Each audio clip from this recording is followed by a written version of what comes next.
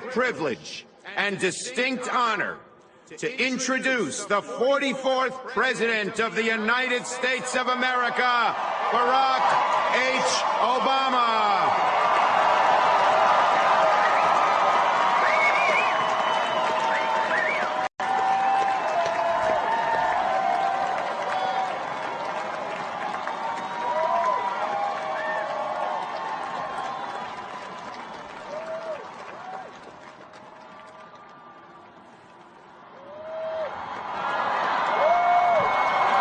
Thank you.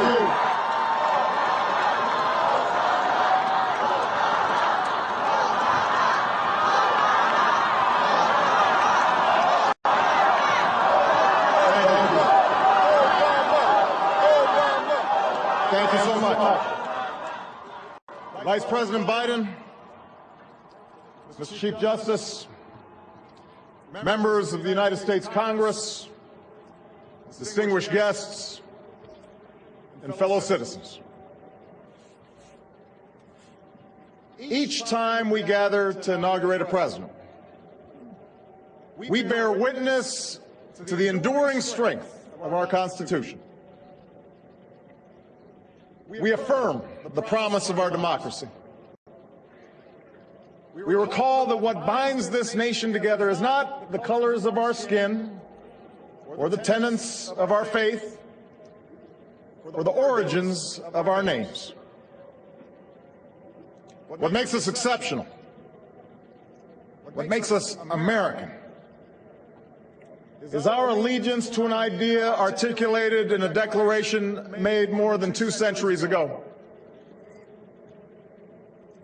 We hold these truths to be self-evident, that all men are created equal,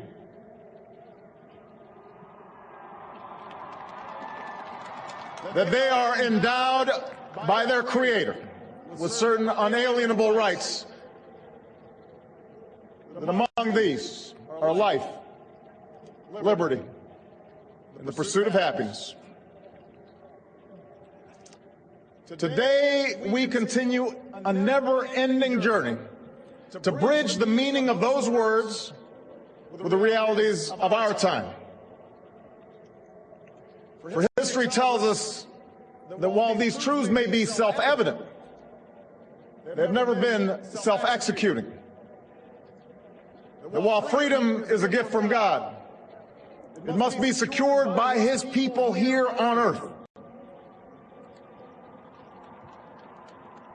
The patriots of 1776 did not fight to replace the tyranny of a king with the privileges of a few or the rule of a mob.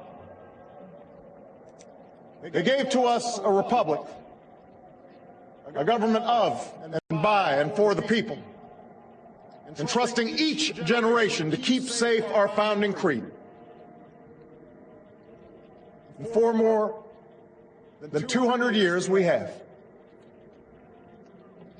Through blood drawn by lash and blood drawn by sword, we learned that no union founded on the principles of liberty and equality could survive half slave and half free.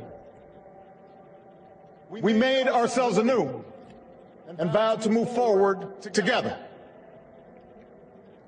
Together we determined that a modern economy requires railroads and highways to speed travel and commerce, schools and colleges to train our workers. Together we discovered that a free market only thrives when there are rules to ensure competition and fair play. Together we resolved that a great nation must care for the vulnerable and protect its people from life's worst hazards and misfortune. Through it all, we have never relinquished our skepticism of central authority, nor have we succumbed to the fiction that all society's ills can be cured through government alone. Our celebration of initiative and enterprise, our insistence on hard work and personal responsibility, these are constants in our character. We have always understood that when times change, so must we. That fidelity to our founding principles requires new responses to new challenges. that preserving our individual freedoms ultimately requires collective action. For the American people can no more meet the demands of today's world by acting alone than American soldiers could have met the forces of fascism or communism with muskets and militias. No single person can train all the math and science teachers we'll need to equip our children for the future, or build the roads and networks and research labs that will bring new jobs and businesses to our shores. Now, more than ever, we must do these things together, as one nation and one people.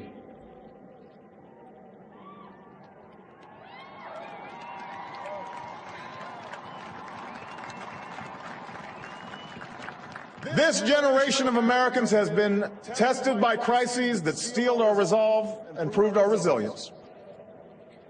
The decade of war is now ending.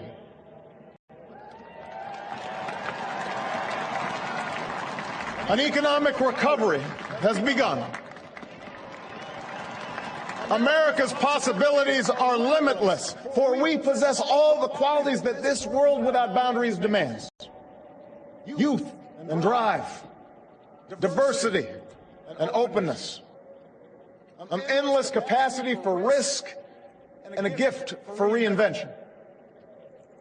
My fellow Americans, we are made for this moment, and we will seize it so long as we seize it together.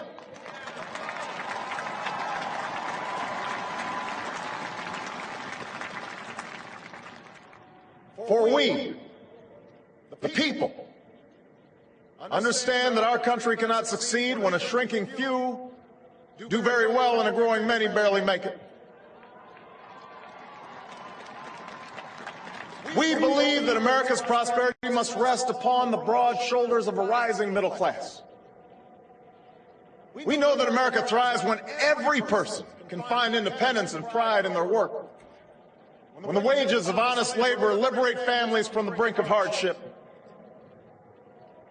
We are true to our creed when a little girl born into the bleakest poverty knows that she has the same chance to succeed as anybody else because she is an American, she is free, and she is equal not just in the eyes of God, but also in our own.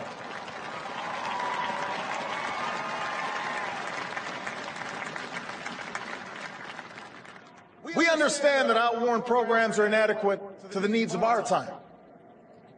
So we must harness new ideas and technology to remake our government, revamp our tax code, reform our schools, and empower our citizens with the skills they need to work harder, learn more, reach higher. But while the means will change, our purpose endures. A nation that rewards the effort and determination of every single American. That is what this moment requires. That is what will give real meaning to our creed. We, the people, still believe that every citizen deserves a basic measure of security and dignity. We must make the hard choices to reduce the cost of health care and the size of our deficit. But we reject the belief that America must choose between caring for the generation that built this country and investing in the generation that will build its future.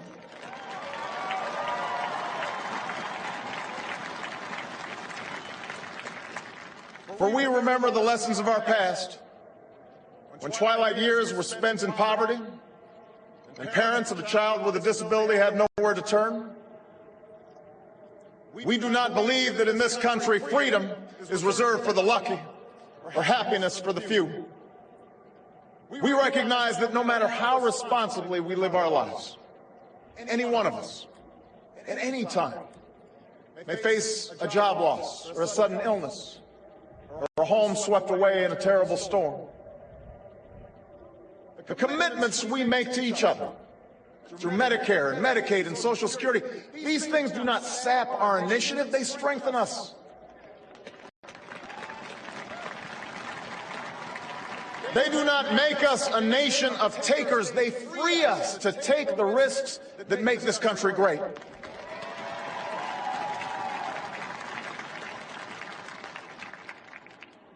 We, the people, still believe that our obligations as Americans are not just to ourselves, but to all posterity. We will respond to the threat of climate change, knowing that the failure to do so would betray our children and future generations.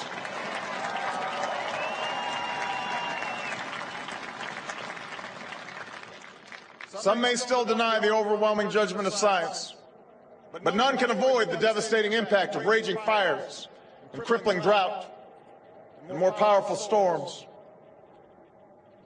The path towards sustainable energy sources will be long and sometimes difficult. But America cannot resist this transition. We must lead it. We cannot cede to other nations the technology that will power new jobs and new industries. We must claim its promise. That's how we will maintain our economic vitality and our national treasure. Our forests and waterways, our croplands and snow-capped peaks. That is how we will preserve our planet, commanded to our care by God. That's what will lend meaning to the creed our fathers once declared. We, the people, still believe that enduring security and lasting peace do not require perpetual war.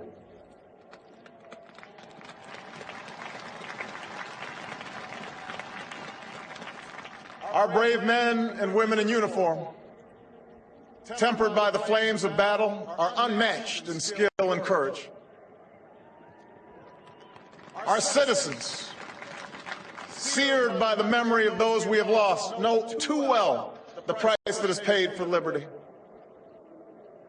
The knowledge of their sacrifice will keep us forever vigilant against those who would do us harm. But we are also heirs to those who won the peace and not just the war, who turned sworn enemies into the surest of friends, and we must carry those lessons into this time as well. We will defend our people and uphold our values through strength of arms and rule of law.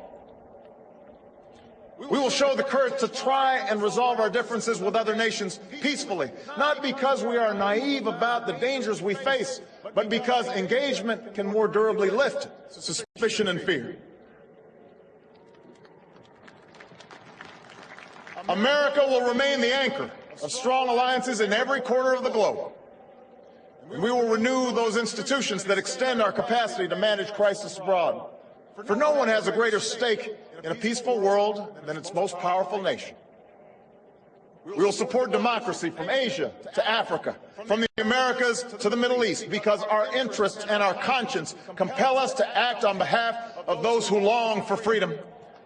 And we must be a source of hope to the poor, the sick, the marginalized, the victims of prejudice.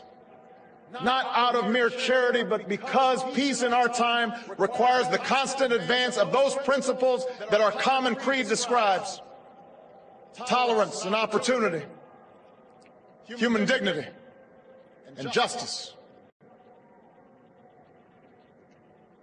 We, the people, declare today that the most evident of truths, that all of us are created equal, is the star that guides us still.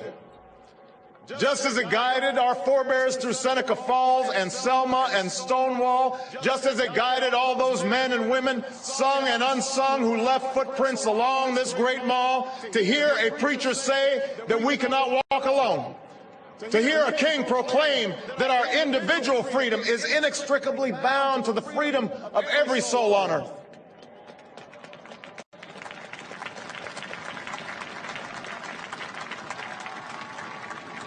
It is now our generation's task to carry on what those pioneers began.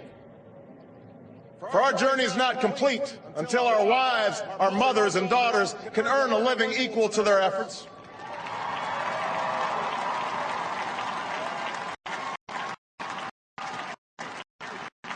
Our journey is not complete until our gay brothers and sisters are treated like anyone else under the law.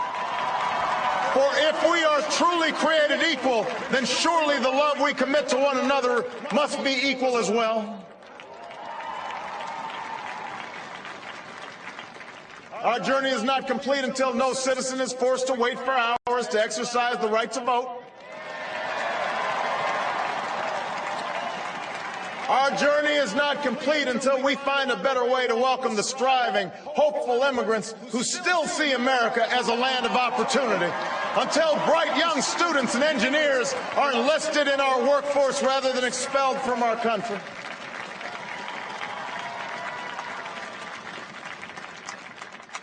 Our journey is not complete until all our children, from the streets of Detroit to the hills of Appalachia to the quiet lanes of Newtown, know that they are cared for and cherished and always safe from harm. That is our generation's task, to make these words, these rights, these values of life and liberty and the pursuit of happiness real for every American.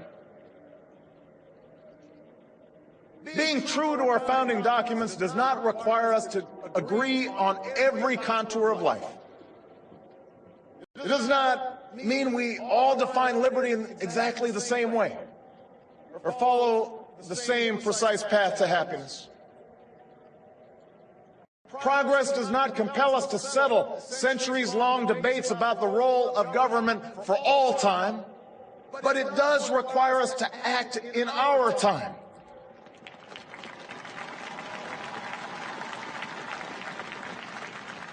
For now, decisions are upon us, and we cannot afford delay. We cannot mistake absolutism for principle, or substitute spectacle for politics, or treat name-calling as reasoned debate. We must act. We must act knowing that our work will be imperfect. We must act knowing that today's victories will be only partial, and that it will be up to those who stand here in 4 years, and 40 years, and 400 years hence to advance the timeless spirit once conferred to us in a spare Philadelphia hall.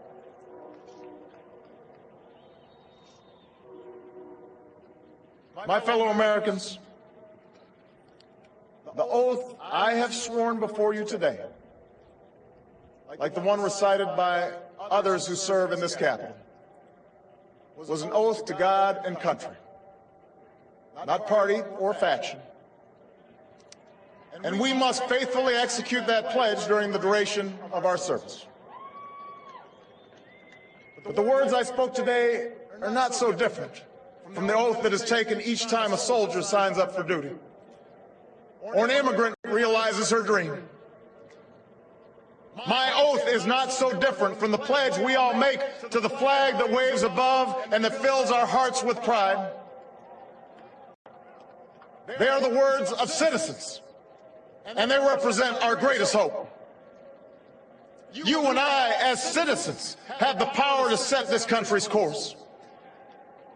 You and I, as citizens, have the obligation to shape the debates of our time, not only with the votes we cast, but with the voices we lift in defense of our most ancient values and enduring ideals.